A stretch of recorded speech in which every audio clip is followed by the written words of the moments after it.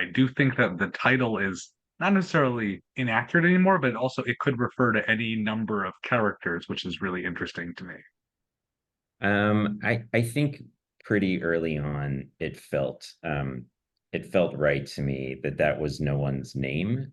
It was an idea. And that if you asked anyone in the show who that was for them, you'd probably get different answers.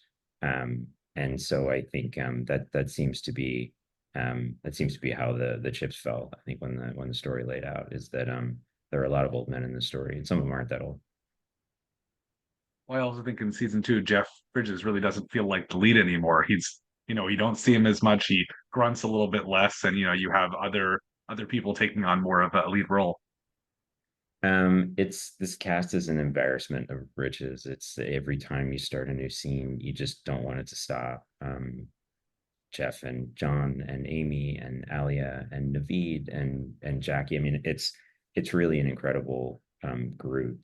And I think so there's this natural tension in wanting to create as much space for everyone as possible. But I think at the end of the day, the story and the show, I think, orbit Jeff and orbit Dan Chase. And